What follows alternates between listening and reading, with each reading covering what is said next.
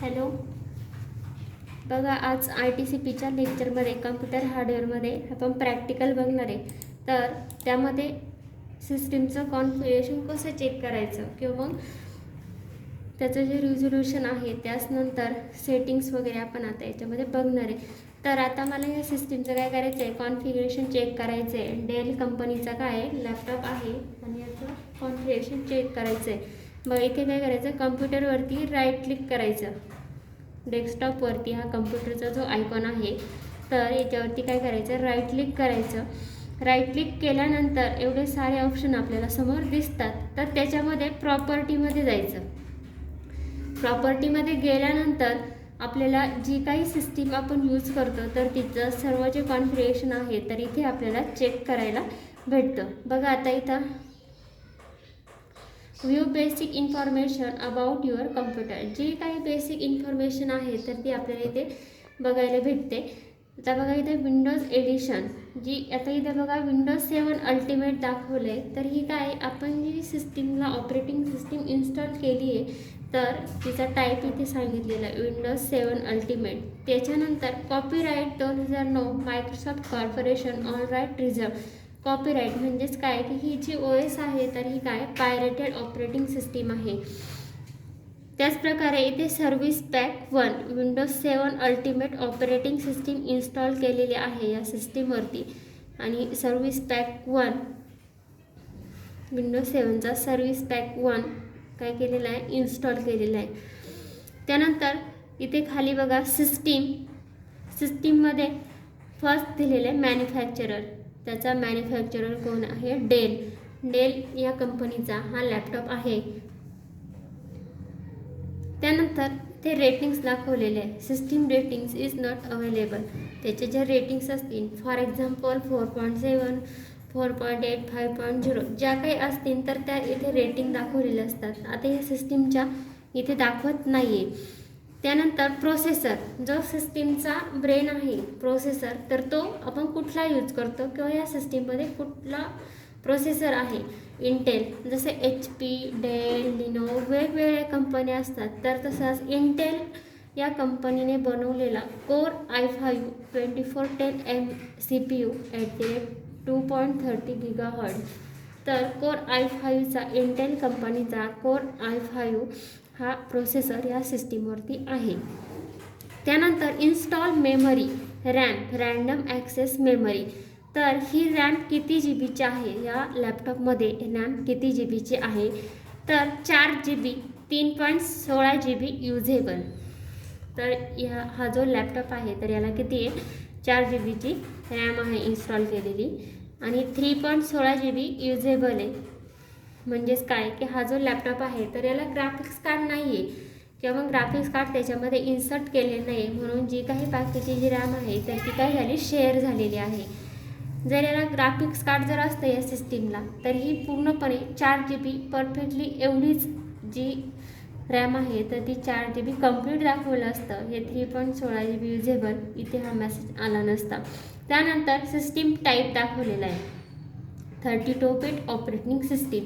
आता बघा आपण ऑपरेटिंग सिस्टीम इन्स्टॉल करतो, PC असेल लॅपटॉप असेल, विंडोज 7 32, विंडोज 7 64.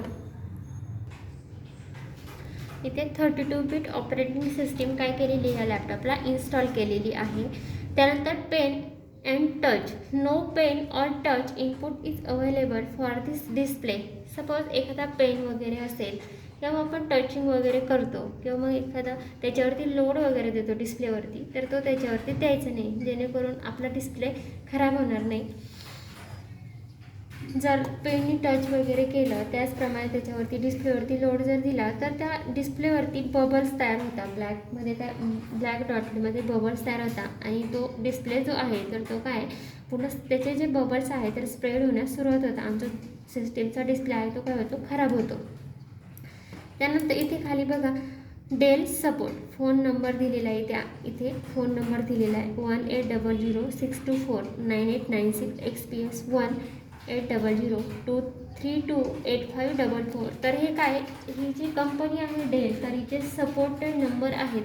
जर आपल्या सिस्टीमला जर काही जर प्रॉब्लेम जर आला तर हेल्प करण्याचे काम हे करत असतात. हे जर नंबरला कॉल केला तर ते आपली त्यांची जी सपोर्टेड टीम आहे तर ती आपल्याला हेल्प करत असते. काही जर प्रॉब्लेम जर आला तर आपण त्यांच्याशी शेअर करू शकतो. त्यानंतर इथे सपोर्ट हवर्स दिलेला आहे. In the United state 24 hours a day 7 days a week.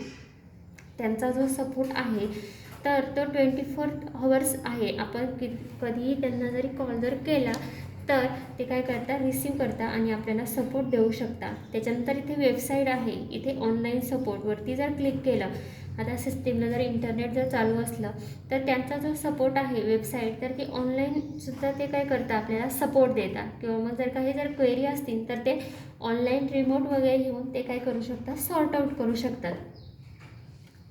आता इथे ऑनलाईन सपोर्टवरती गेल्यानंतर त्यांची डेल.in जी डेलची वेबसाईट आहे त्याच्यावरती जाऊन आपण त्यांच्याशी ऑनलाईन चॅट पण करू शकतो. त्या चॅट थ्रू आपले जे काही प्रॉब्लेम्स असतील तर ते आपण त्यांना शेअर करू शकतो. त्याच्यावर ते आपल्याला सोल्युशन देऊ शकतात. त्यानंतर इथे खाली बघा, आता computer names, domain and workgroup settings. Computer name इथे काय दिलेलं आहे, आयडियल PC. ज्यावेळेस आपण PC फॉर्मॅटिंग वगैरे करतो, इन्स्टॉलेशन करतो तर दिलेलं हे नाव आहे आयडियल PC. त्यानंतर फुल कम्प्युटर नेम ते पण काय आहे, आयडियल PC आहे. आपल्याला जे योग्य वाटेल ते नाव आपण तिथे देऊ शकतो. त्याच्यानंतर वर्क ग्रुप दिलेला आहे. कम्प्युटरचं डिस्क्रिप्शन काय आहे ते वर्क ग्रुप आहे. त्यानंतर आता हा जो PC आहे, लॅपटॉप जो आहे तर याचं नाव आपल्याला चेंज करायचं आहे. आता तर इथे समोर चेंज सेटिंग म्हणून ऑप्शन आहे. तर इथे काय करणार आहोत, आपण क्लिक करणार आहे. क्लिक केल्यानंतर आपल्याला हे सर्व ऑप्शन इथे दिसतात वरती. त्याच्यानंतर इथे कम्प्युटर डिस्क्रिप्शन दिसतं. आता इथे आपल्याला 2 ऑप्शन दिसतात, नेटवर्क ID आणि चेंज. तर ह्या चेंज ऑप्शनवरती जाऊन आपल्याला काय करायचं, नाव चेंज करायचं आहे. बघा आता इथे नाव आलेलं आहे आयडियल PC. तर इथे मी टाकते आता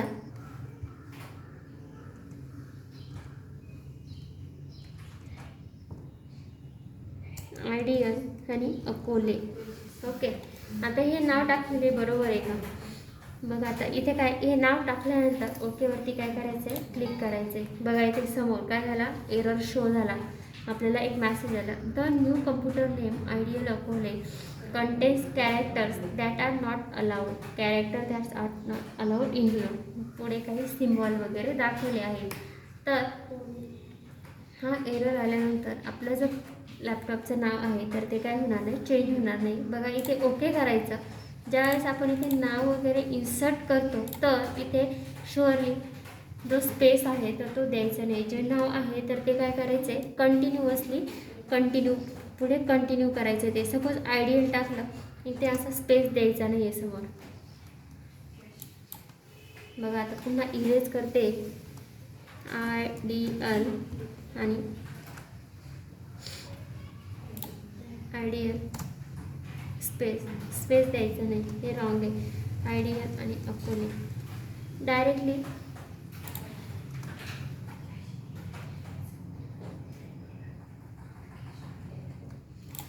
आयडियल अकोलेमध्ये स्पेस द्यायचा नाही. ॲज इट इज डायरेक्ट असं नाव टाकायचं आहे त्याला. आणि त्याच्यानंतर नाव टाकल्यानंतर इथे ओके करायचं आहे. ओके केल्यानंतर आपल्याला एक समोर मेसेज येतो, you must restart your computer to apply this change. Before restarting save and open files and close the programs. आता हे जे नाव आहे, ज्यावेळेस आपण कम्प्युटर रिस्टार्ट करणार आहे त्यावेळेस त्या सिस्टीमला काय होणार आहे, ते अप्लाय होणार आहे. आता ओके केल्यानंतर इथे आपण एकदा आपली सिस्टीम काय करायची आहे, रिस्टार्ट करून घ्यायची. रिस्टार्ट झाल्यानंतर जे आपण नाव दिलं तर ते आपल्याला सिस्टीममध्ये इथे दिसणार आहे. आता इथे आपण सिस्टीम रिस्टार्ट करून घेऊ.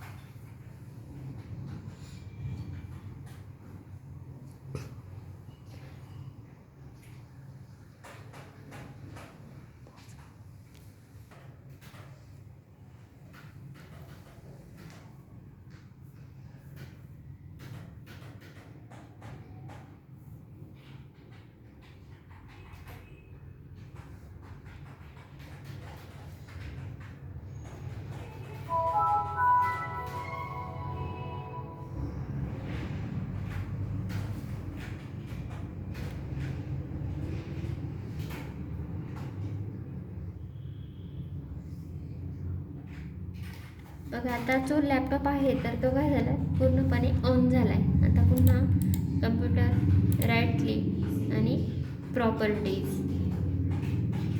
आता इथे जे नाव टाकलं आपण तर ते काय झालं, एकदा सिस्टीम रिस्टार्ट करून घेतल्यानंतर ते काय झालं सिस्टीमला ॲप्लाय झालं. आयडियल अकोले असं आपल्याला आता समोर नाव दिसतंय. तर अशा प्रकारे आपण कम्प्युटरमध्ये जाऊन राईट क्लिक करून प्रॉपर्टीमध्ये जर आलो तर आपल्याला जी काही त्याचे कॉन्फिग आहे किंवा कॉन्फिगरेशन आहे तर ते चेक करायला भेटतं किंवा बघायला भेटतं. आता बघा क्लोज करू. त्याचप्रमाणे आता आपण ही जी सिस्टीम आहे तर हिचं काय करणार आहे, रिझोल्युशन चेक करणार आहे. ही किती रिझोल्युशन या सिस्टीमला सेट आहे. तर काय करायचं, राईट क्लिक करायचं, डेस्कटॉपवरती राईट क्लिक करायचं आणि पर्सनलाइजमध्ये जायचं. पर्सनलाइजमध्ये आल्यानंतर इथे डिस्प्ले म्हणून ऑप्शन दिसतो आपल्याला लेफ्ट हँडला, डिस्प्ले म्हणून ऑप्शन दिसतो आहे तर इथे जायचं. त्याचनंतर इथे पुन्हा ॲडजस्ट रिझोल्युशनमध्ये जायचं. आपला जो लॅपटॉप आहे तर त्याचं किती 800x600 इतकं काय रिझोल्युशन सेट केलेलं आहे. आपल्याला जितकं सपोर्टेड असेल जितकं योग्य असेल तितकं आपण काय करू शकतो, सेट करू शकतो. आता मला हे 1024चं सेट करायचं आहे. ओके, मी ते कर्सरने क्लिक केलं, माऊसने क्लिक केलं, इथे ॲप्लाय केल्यानंतर इथे कीप चेंज आणि ओके आणि इथे काय केलं, क्लोज केलं. बघा जी काही साईज होती तर ती काय झाली, त्याची स्मॉल झालेली आहे. त्याची जी साईज आहे तर ती काय झाली चेंज. पुन्हा आता बघा इथून पण करू शकता, पर्सनलाइजमध्ये न जाता इथून स्क्रीन रिझोल्युशनला जरी गेले तरी करता येतं. आता बघा इथं आले, मला ही घ्यायची 1366. ओके, ॲप्लाय, टीप चेंज आणि ओके. बघा फरक जितकं रिझोल्युशन हाय होणार आहे तितकं ती जी स्क्रीन आहे तर तिच्यामध्ये आपल्याला डिफरंट शो होणार आहे. पुन्हा इथं स्क्रीन रिझोल्युशन पुन्हा जे घ्यायचं आपल्याला जे पाहिजे तर ते आपण इथे काय करू शकतो, सेट करू शकतो. बघा आता इथे कीप चेंज ओके. जी स्क्रीन आहे तर ती काय झाली हाय, जरा स्मॉल याच्यामध्ये आपल्याला काय दिसते, सॉरी जी स्क्रीन आहे तर ती काय हे रिझोल्युशन सेट केल्यानंतर जरा त्याचे जे आयकॉन वगैरे आहेत तर ते काय झाले बिग मोठे झालेले आणि त्याचनंतर आपल्याला पूर्ण क्लिअर असे ते आयकॉन काय दिसत आहे स्क्रीनवरती शो होताना दिसत आहेत.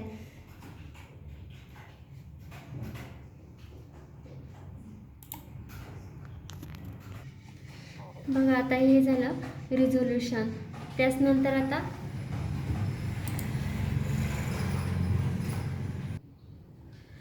इथे काय फक्त आता काय बघणार आहे, जे डेस्कटॉपचे जे आयकॉन आहे तर ते इथे कसे घ्यायचे किंवा मग आपल्याला इथे कसे दिसणार. तर बघा आता इथे फक्त रिसायकल बिन म्हणून एक ऑप्शन दिसतो आपल्याला. तर कम्प्युटर त्याच्यानंतर नेटवर्क हे बाकीचे जे काही ऑप्शन आहेत तर ते आपल्याला कुठे घ्यायचे तर डेस्कटॉपला घ्यायचे. तर आपण काय करणार, राईट क्लिक करणार, डेस्कटॉपवरती राईट क्लिक करणार, पर्सनलाइज म्हणून ऑप्शन इथे तर इथे जाणार. त्याचनंतर चेंज डेस्कटॉप आयकॉन इथे आपण क्लिक करणार. आता इथे बघा कम्प्युटर, युजर फाईल, नेटवर्क आणि कंट्रोल पॅनल. तर हे काय करायचे, याच्यावरती क्लिक केल्यानंतर आपले जे आयकॉन आहे तर ते आपल्याला डेस्कटॉपला शो होणार आहे. बघा इथे काय करायचे, चेकबॉक्समध्ये टिक टाकायची जे आयकॉन आपल्याला डेस्कटॉपला घ्यायचे ते. आता बघा हे घेतल्यानंतर इथे काय करायचं आहे, ॲप्लाय आणि ॲप्लाय केल्यानंतर ओके इथे क्लोज करायचं आहे. आले अशा प्रकारे हे आयकॉन काय होता इथे डेस्कटॉपला येतात. पुन्हा काढायचे असतील तर पर्सनलाइज डेस्कटॉप. आता सपोज आपण कंट्रोल पॅनल आणि नेटवर्क काढून टाकू. पुन्हा ह्या टिक काढायच्या, ओके ॲप्लाय आणि ओके. बघा गेले जे आयकॉन पाहिजे होते आपल्याला डेस्कटॉपला तर ते इथे आपल्याला दिसत आहेत. आता बघा त्याचनंतर आता आपण डेट अँड टाईम बघणार आहे. आपल्याला इथे टास्कबारवरती डेट, बघा आता इथे डेट अँड टाईम सेट करायचे. टास्कबारवरती आपल्याला कोपऱ्यामध्ये डेट अँड टाईम सेट करायचे असते, इथे दिसते बघा. तर इथे क्लिक करायचं, त्यानंतर change date and time setting option आहे तर इथे क्लिक करायचं. आपल्याला असे वरती ऑप्शन दिसतात, ॲडिशनल रॉक, इंटरनेट, टाईम. त्यानंतर आता आपल्याला काय करायचं आहे, डेट अँड टाईम चेंज करायची. तर इथे ऑप्शन आहे चेंज डेट अँड टाईम. आज किती तारीख आहे, 15 जानेवारी 2021 सपोज. तर आता ही सेट आहे, आपण इथे ती डेट आहे तर ती सेट करू शकतो. त्याचप्रमाणे जो टायमिंग आहे, तर इथे आपल्याला सपोज रॉंग जर आपला टाईम असला तर आपण इथे काय करू शकतो, सेट करू शकतो. इथे टाईम टाकल्यानंतर आणि डेट सेट केल्यानंतर इथे ओके करायचं आहे. ओके केल्यानंतर आपला जो 5:30चा जो टाईम आहे, सपोज आता इथे जर चुकलेलं जर असेल, बघा आता फॉर एक्झाम्पल हा घेतला आहे आणि ओके. आता इथे आपला टास्कवरती टाईम चेंज झाला बघा, 5:26 आणि PM दाखवत आहे. तर आता जर सपोज असा टाईम जर चुकलेला असेल तर तो सेट कसा करायचा. आपला टाईम आहे 5:30चा टाईम आहे इंडियाचा, चेन्नई, दिल्ली, कोलकाता, मुंबई. तर इथे टाईम झोनमध्ये जायचं. टाईम झोनमध्ये गेल्यानंतर बघा चेन्नई, कोलकाता, मुंबई आणि न्यू दिल्ली 5:30 हा सेट करायचा आहे. सेट केल्यानंतर इथे ओके बटनवरती आपल्याला क्लिक करायचं आहे आणि क्लिक केल्यानंतर बघा इथे आपला 1:56 PM जो टाईम आहे तर तो काय झाला, व्यवस्थित सेट झाला आहे. जर चुकला तर आपल्याला इथून सेट करता येतो तो, आणि सेट केल्यानंतर इथे ओके बटनवरती क्लिक करायचं. त्याचनंतर आता कम्प्युटरमध्ये गेल्यानंतर आपले हार्ड डिस्कचे ड्राईव्ह वगैरे दिसतात आपल्याला. तर हा जो लॅपटॉप आहे याच्यामध्ये 2 ड्राईव्ह आहे, बरोबर. आता आपण हार्ड डिस्कचे ड्राईव्ह बघणार आहोत. पहिला आहे C आणि दुसरा आहे D. तर टोटल किती GBचा आहे, 200 GBचा C हा ड्राईव्ह बनवलेला आहे. आणि इकडे 97.5 म्हणजे 100 GBचा हा एक ड्राईव्ह आहे. टोटल म्हणजे हे 200 आणि हे 100 300 आणि 20 GB काय झाले, तो शेअर झालेला आहे इतरत्र ड्राईव्ह. दोन्ही ड्राईव्हने तो 20 GB शेअर झालेला आहे. 320 GBची ह्या जो लॅपटॉप आहे याच्यामध्ये काय केलेली आहे, इन्स्टॉल केलेली आहे. आणि त्या हार्ड डिस्कचे हे 2 पार्टिशन इथे केलेले दिसतात. हा जो C ड्राईव्ह आहे बघा, ओपन केल्यानंतर याच्यामध्ये आपण जी ऑपरेटिंग सिस्टीम लोड करतो तर त्याच्या ज्या प्रोग्रामिंग ज्या फाईल्स असतात तर त्या कॉपी झालेल्या असतात, रन झालेल्या असतात. बघा perform logs, program files, user आणि विंडोज. तर ज्यावेळेस आपण ऑपरेटिंग सिस्टीम इन्स्टॉल करतो तर ती नेहमी C ड्राईव्हवरती केली पाहिजे. C ड्राईव्ह हा ऑपरेटिंग सिस्टीमसाठी केला असतो. याच्यावरती कुठलाही आपला जो डेटा आहे तर आपण तो स्टोअर करायचा नाही. ज्यावेळेस फॉर्मॅटिंग करतो किंवा अचानक आपली OSला ट्रबल येतं, काहीतरी प्रॉब्लेम येतो, ते जे लॅपटॉप आहे तर तो स्टार्ट होत नाही, PC असेल स्टार्ट होत नाही, तर अशा वेळेस आपल्याला जो C ड्राईव्ह आहे आपला तर तो फॉर्मॅट करावा लागतो. फॉर्मॅट केल्यानंतर त्यातला जो पूर्ण डेटा आहे तर तो काय होतो, लॉस होतो. आणि तिथे त्याच्या ज्या फाईल्स आहे ऑपरेटिंग सिस्टीमच्या ज्या फाईल्स वगैरे आहे तर इथे त्या क्रिएट होतात. त्यामुळे हा जो C ड्राईव्ह आहे तर हा फक्त ऑपरेटिंग सिस्टीमसाठी वापरायचा. त्याच्यावरती कुठलाही डेटा असेल तर तो ठेवायचा नसतो. त्याचप्रमाणे इथे D ड्राईव्ह आहे तर हा स्टोरेज म्हणून वापरायचा. जे काही इम्पॉर्टंट फाईल्स वगैरे असतील, महत्त्वाच्या डॉक्युमेंट वगैरे असतील तर त्यासाठी हा ड्राईव्ह यूज करावा. D ड्राईव्ह याच्यामध्ये आपण आपला महत्त्वाचा डेटा ठेवू शकतो. फॉर्मॅटिंग करण्याच्या वेळेस फक्त आपला C ड्राईव्ह जातो, Dला फॉर्मॅट केलं जात नाही. जो डेटा आहे तो तसा ॲज इट इज त्या ड्राईव्हमध्ये सगळं स्टोअर असतो. त्यामुळे D ड्राईव्हचा वापर डेटा स्टोरिंगसाठी करावा. मग आता इथे कोपऱ्यात व्हिडिओ वगैरे असतील काही तर ते आपल्याला इथे बघता येतात. त्याच्यानंतर पिक्चर असतील ते इथे दिसतात. म्युझिक वगैरे, गाणे वगैरे असतील एखाद्या लॅपटॉपमध्ये तर ते इथे येऊन आपल्याला दिसतात. म्युझिकमध्ये डॉक्युमेंटमध्ये जे काही डॉक्युमेंट्स वगैरे असतात किंवा स्कॅनिंग वगैरे आपण करत असतो, एखादा प्रिंटर्स वगैरे वापरत असतो, स्कॅनिंग वगैरे केल्यानंतर बाय डिफॉल्ट पाथ त्याचं कुठे असतं, डॉक्युमेंटमध्ये असतो. स्कॅन केलेले सर्व जे काही डॉक्युमेंट असतात तर ते इथे जातात. फाईल्स वगैरे डॉक्युमेंट ते डॉक्युमेंटमध्ये काय होतात, स्टोअर होतात. तर ते आपल्याला इथे येऊन दिसतात. इथे लायब्ररीमध्ये आपल्याला डॉक्युमेंट, पिक्चर, म्युझिक, व्हिडिओ वगैरे हे जे काय आहे तर ते चेक करता येतं. आता हे रिसेंट प्लेसेस वगैरे आहे तर ही पहिली आहे ॲपिअरन्स अँड पर्सनलायझेशन्स. तर इथं गेल्यानंतर आपल्याला सिस्टीममध्ये जाता येतं किंवा मग तिथे गेल्यानंतर आपल्याला थीम्स वगैरे चेंज करता येतात. आपल्या लॅपटॉपचे जे आयकॉन्स वगैरे आहे तर ते आपल्याला चेंज करता येतात.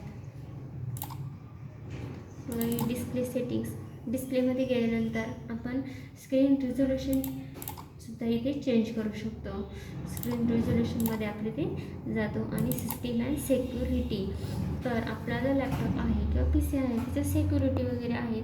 इथे फायरवॉल्स वगैरे आहे. फायरवॉल काय काम करतो की येणारा डेटा आणि जाणारा डेटा याच्यामध्ये काय करतो, तो चेकिंग व्यवस्थित करून घेतो आणि नंतर तो डेटा पुढे ट्रान्सफर करत असतो, किंवा मग येणारा डेटाही तो चेक करून घेत असतो आणि तरच पुढे ट्रान्सफर करत असतो.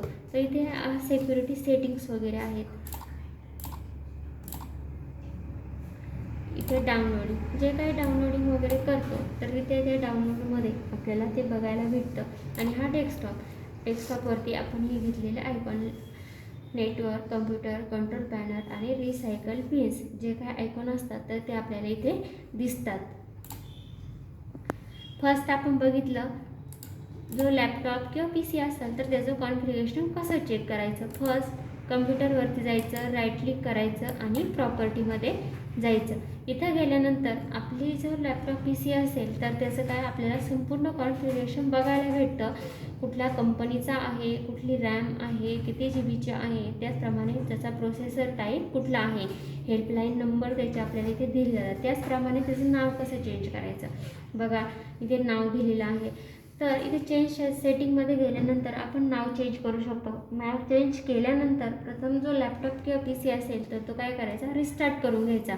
रिस्टार्ट केल्यानंतरच त्याच्या ज्या सेटिंग्स आहेत तर त्या काय होतात, ॲप्लाय होतात. त्यानंतर स्क्रीन रिझोल्युशन बघितलं, इथे राईट क्लिक करायचं डेस्कटॉपवरती, स्क्रीन रिझोल्युशनमध्ये जायचं आणि इथे आपण काय करू शकतो, सिस्टीमचं रिझोल्युशन चेंज करू शकतो. जे पाहिजे ते सिलेक्ट करू शकता. सिलेक्ट केल्यानंतर ॲप्लायवरती क्लिक करायचं. ॲप्लायवरती केल्यानंतर कीप चेंज आणि ओके. बघा आता त्याची जी साईज आहे तर ती काय झाली, स्मॉल झालेली दिसते आपल्याला.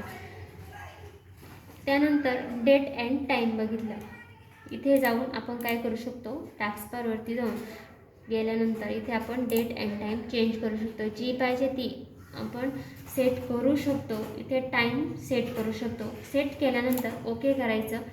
फॉर एक्झाम्पल इथे सांगितलं होतं की सपोज आता आपला 5:30चा टाईम चुकून जर हा चेंज असला कुठलाही, तर इथे टास्कबारवरती इथे डेट अँड टाईमच्या तिथे ही डेट चेंज झालेली दिसते आपल्याला. तर तो चेंज करायचा असेल तर इथे टाईम झोनमध्ये जाऊन आपला जो टाईम आहे तर तो आपण इथे काय करायचा, सेट करून घ्यायचा. सेट केल्यानंतर इथे काय करायचं, ओके करायचं. ओके, बघा इथे आता जो टाईम आहे तर तो आपल्याला व्यवस्थित कंप्लीट दिसतोय. त्याचप्रमाणे इथे हार्ड डिस्क बघितली. हार्ड डिस्कचा जो सी ड्राईव्ह आहे तर हा ऑपरेटिंग सिस्टीमसाठी वापरावा. जी आपण ऑपरेटिंग सिस्टीम लोड करतो तर तिच्यासाठी हा ड्राईव्ह वापरायचा. याच्यामध्ये कुठलाही महत्त्वाचा डेटा ठेवायचा नाही. चुकून ऑपरेटिंग सिस्टीम गेली किंवा मग लॅपटॉप फॉर्मॅट झाला आपल्याकडनं तर त्यातला जो डेटा आहे तर तो संपूर्ण इरेज होतो. त्याच्यामध्ये फक्त त्या ऑपरेटिंग सिस्टीमच्या प्रोग्रॅमिंग फाईल स्टोअर झालेल्या असतात. हा जो डी ड्राईव्ह आहे तर हा स्टोरेजसाठी वापरावा. जे काही इम्पॉर्टंट फाईल्स असतील, डॉक्युमेंट असतील तर ते स्टोअर करण्यासाठी या ड्राईव्हचा उपयोग करावा. त्याचप्रमाणे इथं वेगवेगळे डॉक्युमेंट्स असतील, म्युझिक, डॉक्युमेंट, त्याच्यानंतर डाउनलोडिंग, डेस्कटॉप आपण इथून चेक करू शकतो.